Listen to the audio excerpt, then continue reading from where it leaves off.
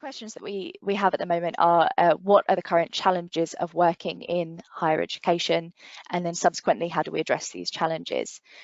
So do any of you want to throw out some of the current challenges at all? Let's start with the obvious one, supporting our academic colleagues as they transition to delivering online learning. Certainly a challenge. 100% agree with you there, Ian. That's been the move to fully online learning is something that as an organisation we've steered clear from for a long time. Teachers being teachers want to be in the room with the students, that face-to-face interaction. I think it's been a huge culture shock for our academic staff. It's been a huge technology shock for them as well. Perhaps having to play catch up, perhaps they're delivering to students who are, let's be honest, more tech savvy than a lot of the academic staff. So I think there's been a big culture shock to them, and that's added immensely to our workload through the main lockdown, and now that we're in this more blended model. I think for us, it's kind of increased our BYOD expectations from the business exponentially. We used to just do a little bit of connecting the phones to the Wi-Fi, helping them with that, and that was pretty much it really. Sending them instructions on how to install software at home. I think now the expectation on us, and as on a service desk of 3, IT services department of 12 in total, to be able to expect to help 5,000 students get on every Teams class and every Zoom session has added an awful lot of pressure onto us. I mean, we're obviously a college, even though we're in with kind of gatecrashed the higher education a bit here. Thanks for letting us do that, by the way, Scarlett. But I'll be interested to hear if you guys in higher ed are also kind of experiencing that weight of expectation on your shoulders. Oh yeah. Yeah, I mean, our taking it, we came out of the ground at a hell of a speed to move from the physical to the virtual. There's probably, and there are some things we didn't have the luxury of time and of resource. So there probably are some things that we need to come back around to now to sand off the rough edges. Let's say, I think is probably the challenge, that it's almost the expectation back in March, April, May was, well, yeah, I mean, this is unprecedented. We'll take whatever we're given. Although what people were given was, I think, extremely good. But it's almost, once that settles down as being your norm, you're looking for it to be better.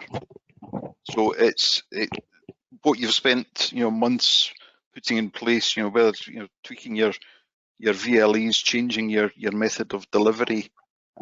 What was good enough back then isn't good enough now. So that that I think we have to not quite start again, but it is it's a continual improvement job. So that is the challenge, I think, certainly for us. Also, the uncertainty, Mark, around where will we be in 12 months' time? Is it really worth us committing heaps of resources to enabling people to work from home, or can we just stumble along as we currently are? We don't know how our landscapes are going to change in 12 months' time.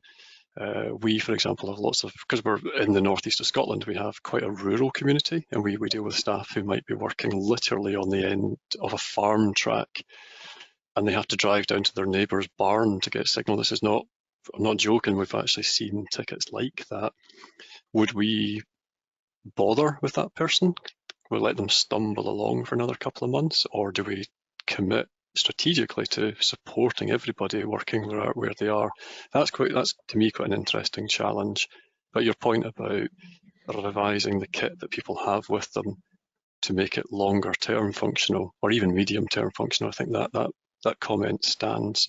It got me thinking last night about how do we take advantage of global supply networks to provide equipment to students and staff who are potentially working globally.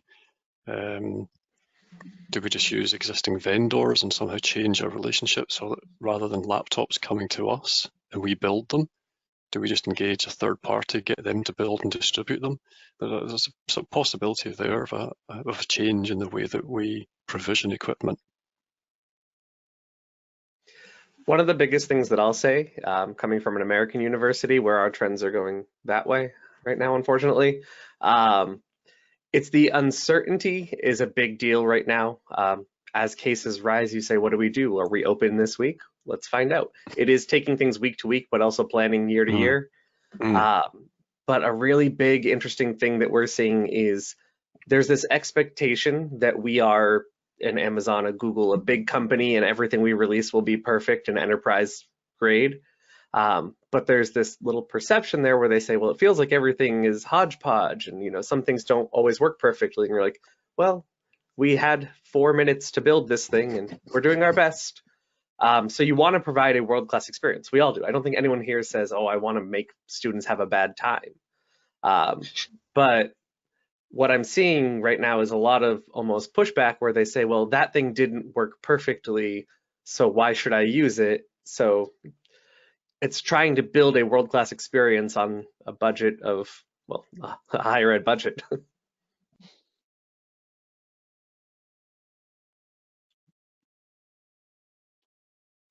Yeah, it's a good point. Possibly the speed at which we all transitioned to working from home will work in our advantage because people got used to that disruption and the chaos and actually rolled with it. I suspect a lot of us have worked in HE for a while, have this attitude that we are slow to change and reluctant to change. It was kind of dynamite watching everyone transition to Teams over the period of about 2 weeks. And I like the chaos that brought with it, and I like the fact that we don't have to be perfect, Chris, in everything that we do. Finding a balance there between perfection and what's the best word? Getting on with it, expediency. I think Ian, you've got a really interesting point there because, you know, HEFE, we're in the same game here, and reluctance to change is something we always find, and yet people were forced into this scenario, adapted, and have changed their working practices. So perhaps it sets us up in the future for being more agile, being able to push things at a higher velocity onto our academics, onto our function staff, perhaps with them feeling the comfort of, you know, we did go through this big crazy thing, and IT supported us all the way through, and it was a big change to our lives and ways of working, but people were there, you know, the service desk was there for us, IT was there for us, and the end goals worked out. So perhaps it allows us to change that pace. Mm-hmm. You know, perhaps there's some blessings in disguise in there. Yeah, I think so. We can get rid of our change approval models now and just basically just go for it. I am clearly joking, incidentally. I'm a massive fan of a change process.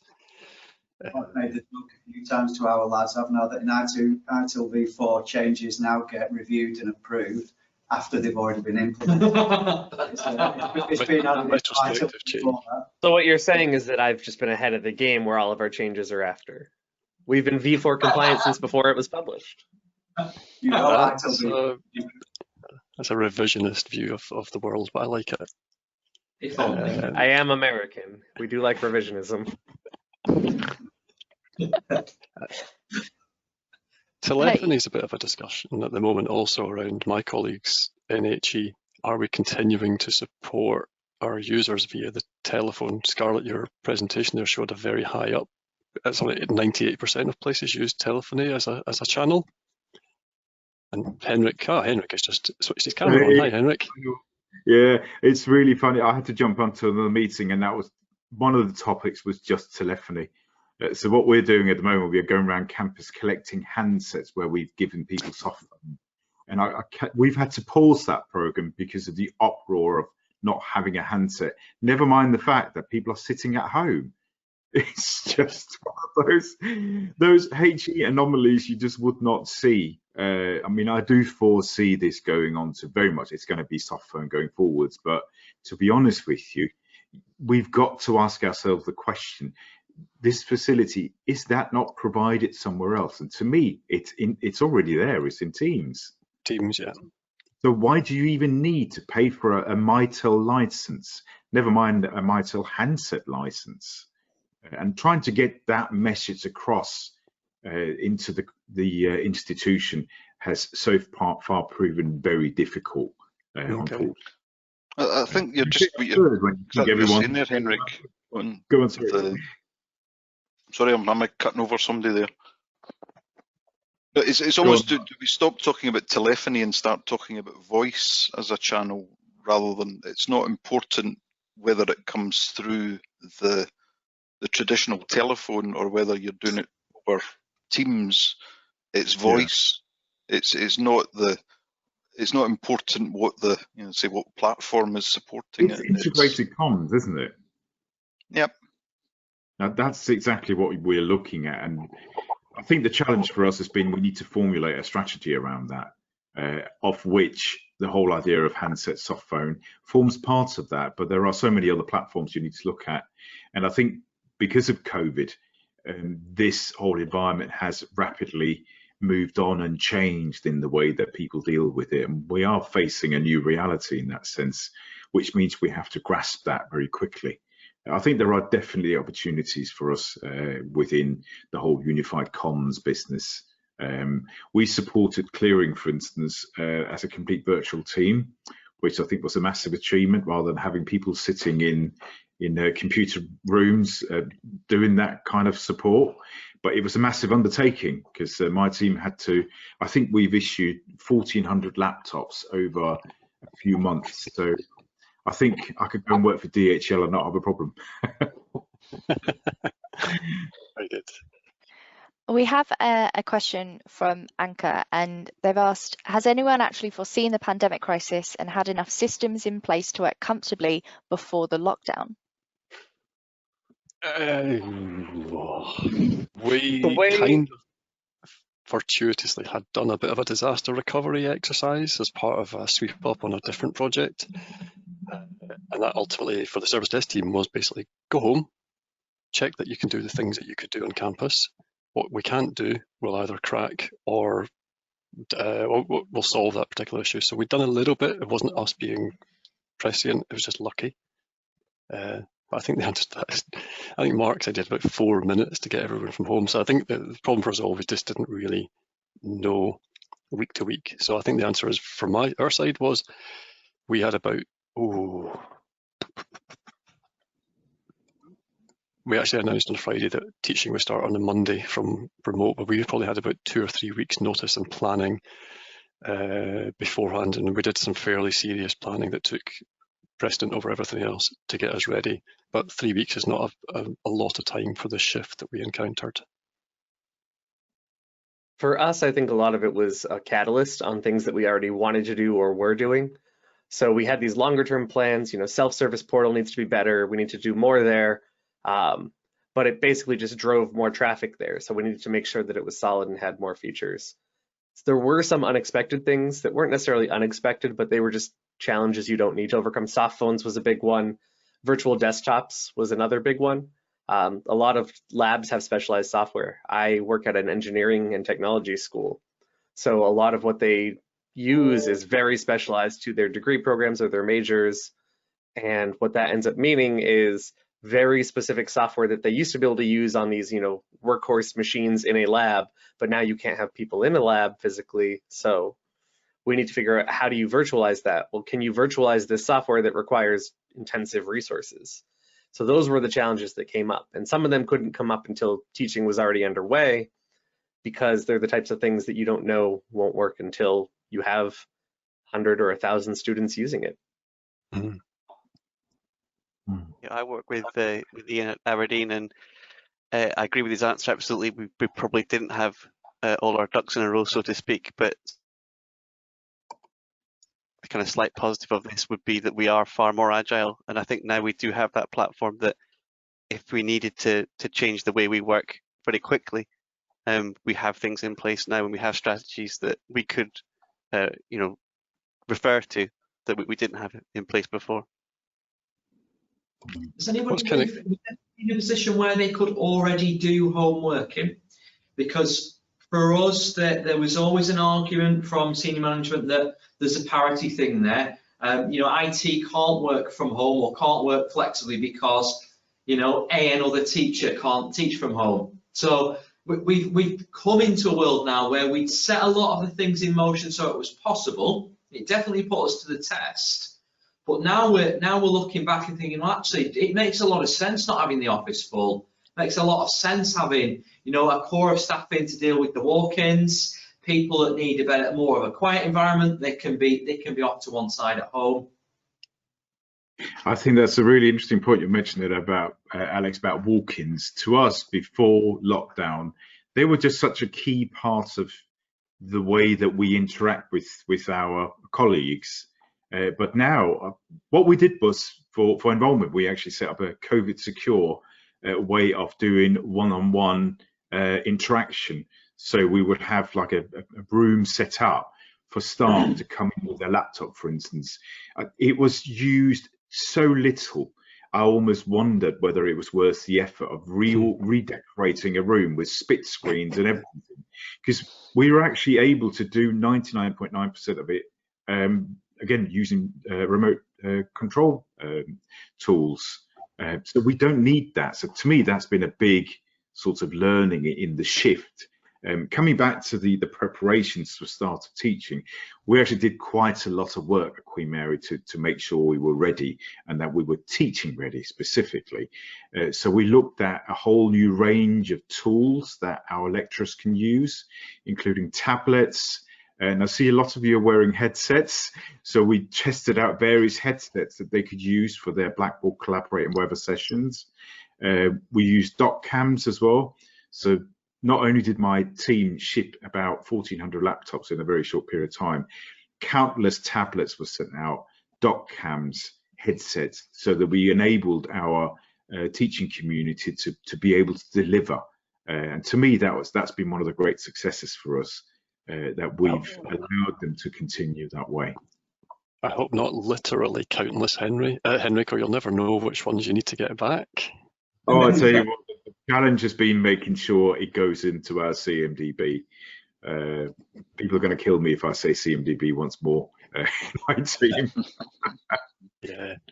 I do think that asset CMDB part is a really interesting consideration. So one of the things that we saw during the initial lockdown or close was people just literally grabbing their desktops and monitors and saying, I'm going home. Yeah. Yes. Yeah. And then ringing you, I think you mentioned they ring you from home and say, well, why does this not work on Wi-Fi? Yep. Well, it never had it installed in the first place. Why did you take your desktop home? So we've had a few of those. Yeah, we had a bit of an own goal on that one. I was away at the time, clearly absolving myself. We sent a comms out that said in the subject line something like desktop at home.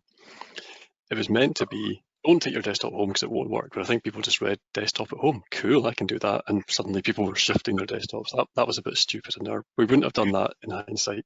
Well, it has been quite cool for us though, Chris. We have loads of teaching classrooms and computing clusters which are currently not being used, or if they are being used, they're socially distanced. So we've used the infrastructure in those rooms as virtual desktops. So the software that's on our classroom estate is now accessed from home. So you could have a student physically in a classroom working on machine 1, on machine 2 next door. You could have member of staff running teaching software. So that's been kind of cool. I'm not sure how we're going to disentangle that, but for the moment, a lot of our computing power is still being used, just very differently. And that's quite a cool thing that we put in place. Yeah, we've done exactly that because our labs had to be reconfigured for social distancing. So you've got green desktops, which are the ones you can use, and all the red ones where you can't sit, we've then converted it to VDI. So you can then access it and use it from home. Not necessarily an ideal solution because you could still walk up to you'd need to know that machine is being used. So when the cleaner comes and plug their Hoover in, they might just take that student out, but we've just got to make sure that they don't do that. But yeah, absolutely. You need to use the power of compute, whatever it is. So on that note, has anyone noticed kind of the opposite of the bringing home issue? So in my experience, I have a better desktop at home. Like I like it. That's not like a brag. It's just I used my work laptop for the first time in 6 months the other day, and I said, no, I like my desktop. So I wonder how we're going to deal with that productivity shift as people do start returning. That's an interesting one. Good point, actually. Because I think we're seeing the flip side of that somehow, in that when their personal device breaks, they come to us urgently and say, now I need a laptop and I need it now, type thing. And that's where you start to get into a difficult conversation. Well, actually, you have a desktop in work already. So you already have an IT funded device. So I don't have the budget to give you another device. So I wouldn't want to promote the use of your own device, because at the end of the day, that comes with security and other data implications.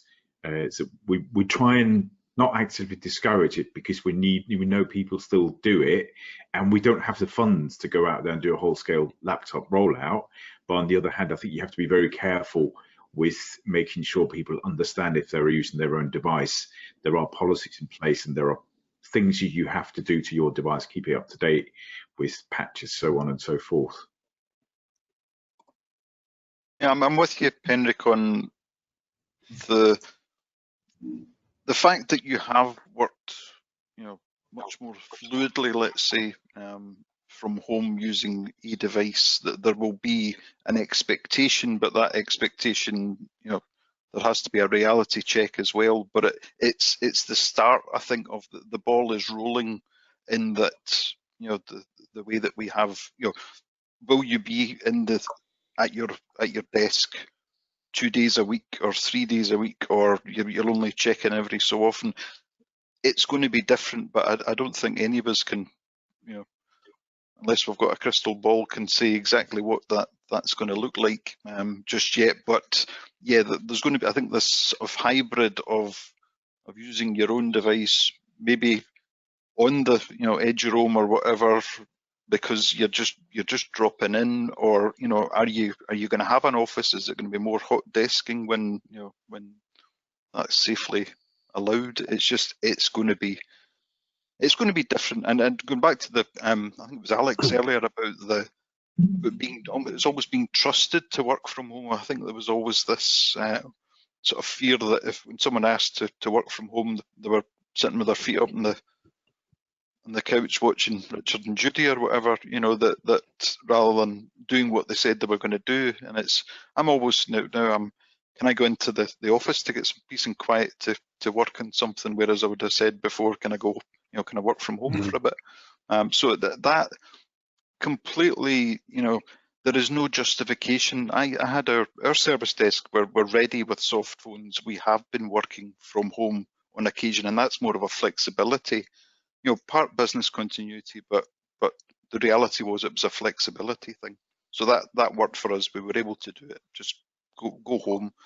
But I've got now absolutely no justification for asking any of the staff to come back on campus.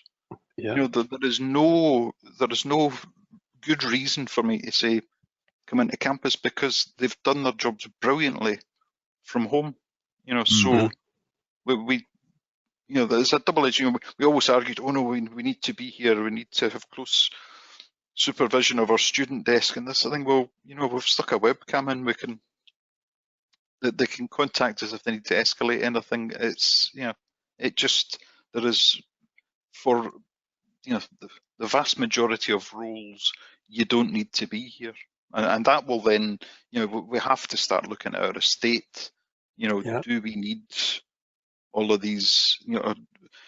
We have the buildings. The reality is we're probably still going to have the buildings, but are we going to use them in a different? They'll be in a different format, because they just there's no compulsion to go back to the old way, if I can call it that. Yeah, and I hope we don't just slide back to what we did before. Could I just ask the other panelists whether your institution has created a working from home or similar policy where it's clearly stipulated what you would be doing now and in the future? I can say already we haven't done that at Queen Mary, but it's something in process and something we've asked for, because now that it's the norm. We need some guidelines, and I need some guidelines because I need to be able to advise people what device to have. And whether they're going to go laptop only. But I'm curious to just hear whether other universities have actually finalised that component.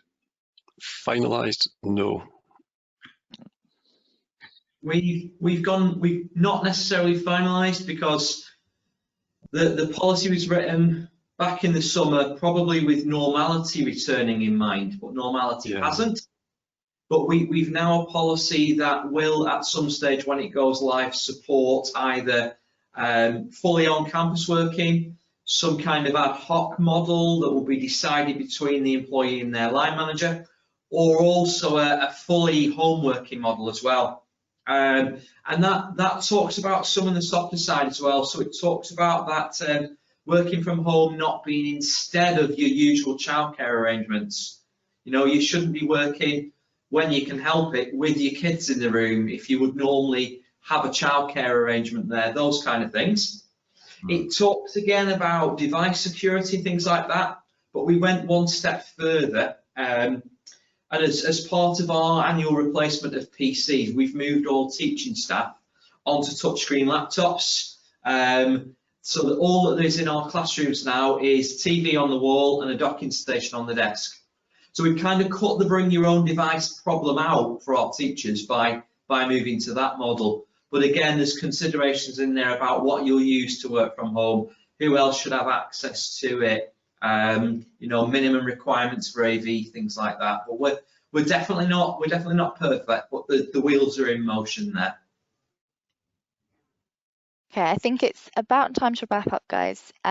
If any of you have maybe one final word of wisdom, maybe from what you've been through this year, for our listeners, that would be really appreciated. Don't panic, go with it. Accept that you won't get things perfect, and I think we've seen lots of people understanding that you don't have to be perfect. You just have to be seen to be trying and to be good. I think ultimately it's about looking after yourselves.